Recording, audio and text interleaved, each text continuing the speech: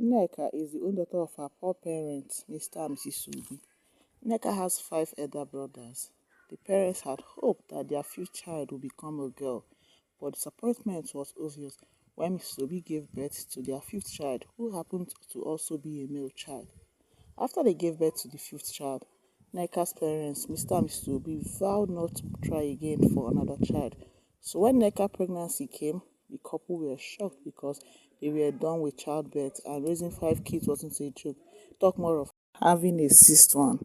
But then, when they gave birth to the sixth child and it happened to become a girl, they named her Nneka. Nneka was their consolation, especially the fact that it was their long-awaited female child. Nneka's father, Mr. Obi, saw Nneka as his late mom, who he loved dearly. Nneka grew up to become a very beautiful girl with a face that could launch 1,000 ships. She was the apple of her parents' eyes, and they spared no expense in pampering her. Anything she wanted, they always gave it to her, and even more. They never said no to her, and they never made her work hard for anything. Nneka's brothers would often complain about the preferential treatment given to Nneka. They always tried to make their parents see reason with them. They always tried to let Mr. and Miss Obi know that this wasn't the right way to train up a child. Mr. and Miss Obi's response to their complaint will always be that Nneka is a girl child and deserves all the pampering she can get. Nneka's brothers couldn't do much, so they let Nneka be. Nneka's parents continued to condole Nneka. As a result, Nneka grew up to be a lazy, arrogant, and proud young woman. She refused to work hard and make ends meet. She expected everything to be handed to her on a silver platter, and she threw tantrums when things didn't go her way. Her parents tried to reason with her, but she wouldn't listen. They tried to teach her the value of hard work, but she was too stubborn to learn. She was convinced that she was entitled to a life of luxury and that she didn't need to lift a finger to get it. One day, while Nneka was out shopping, Nneka met a very rich lady. As usual, Nneka had this beautiful charm and she had a way of talking to people and you listen. The lady was dripping in diamonds and designer clothes, and Nneka, completely drawn to her, loved what she saw and decided that it was time to make new friends. She begged the rich woman to please be her friend, that she loved everything about her, that she promised to be a loyal friend to her. The rich lady accepted and they became friends. Nneka would often go and visit the rich lady in her home, and she was being melted by the kind of luxurious life that she's seeing. Everywhere was so beautiful. Soon, Nneka dreamt of being like her. So Nneka started asking the lady to actually teach her, let her know how she gained her wealth, that she was interested and she was ready to do anything just to be wealthy like her. It really told Nneka that if she wanted to be rich, she would have to sleep with a snake. Nneka was hesitant at first, but promise of wealth and fame was too enticing to resist. She agreed to the terms, and the rich lady handed her a snake. Nneka took the snake to her bed, and she slept with it every night. She didn't know what the snake was, and she didn't know that it was a demon in disguise.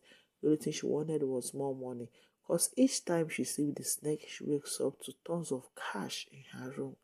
Nneka was happy. At least she can do the things she needed to do.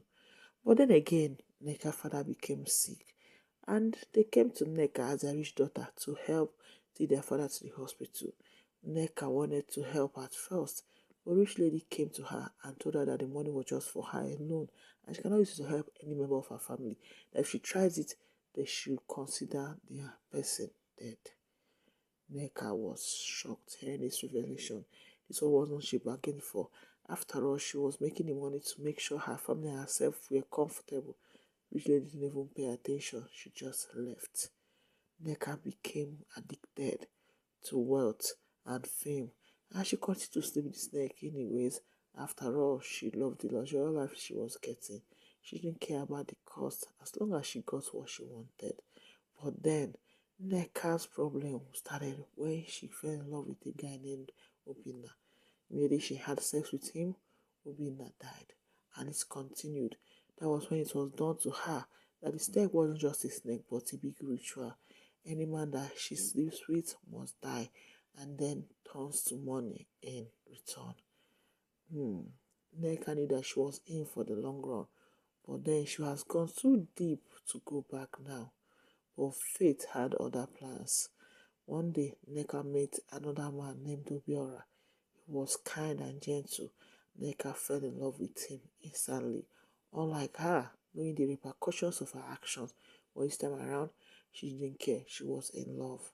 But what she didn't know was that Obiora was the elder brother to that same friend that introduced her to the evil cult. Obiora's sister found out about Obiora's involvement with Nneka, was very furious. She warned Nneka to leave her brother alone. But Nneka told her that she was in love with her brother, hence she cannot leave him. The lady told her that she was playing with fire. That she was not leave her brother alone, that she's going to deal with her. Nneka thought it was just a mere joke or a mere threat. Nneka carelessly left her door open and went out. And Obiora's sister sneaked inside Nneka's room and killed the snake. After she killed it, Nneka felt a sensation in her body. She came back and she killed Obiora's sister. But then it was late because her snake was dead. And her snake being dead means one thing, that she too will follow suit. So Nneka also slumped and died. Obiora was devastated when he heard the news. He had fallen in love with Nneka despite her flaws. I couldn't believe she was gone. He realized too late that he had underestimated the power of evil and he had lost the woman he loved to its clutches. But then, how can he explain that his sister and his girlfriend died on the same day? This came as a shock to him. But then again, his love for Nneka was so pure. He couldn't even falter, even in death. As for Nneka's parents, they were filled with great sorrow and regret. They realized too late that they had spoiled their daughter and they had enabled her evil behavior. They cried, especially Nneka's father, how they were the chief architects of Nneka's destruction. If only they knew, they would have taken the advice of Nneka's brothers and never pamper Nneka or treat her special as if she was just the only special child in the family. Obiora, on the other hand, had to just mourn his loss. He thanked God that at least he wasn't dead. Well, he knew that it was time to move on. So then, Obiora went on a trip and there she met a young woman named Amaka. Amaka was kind and gentle with a heart full of love. Obiora loved Amaka and he knew that he had found his soulmate finally. Obiora and Amaka got married a year later and they had two beautiful children. They lived a happy and fulfilling life filled with love, laughter, and adventure. Obi will never forget about Nneka, but he learned to appreciate the lessons he had learned from her. He realized that true love and happiness comes from within and that we have the power to choose our own path in life.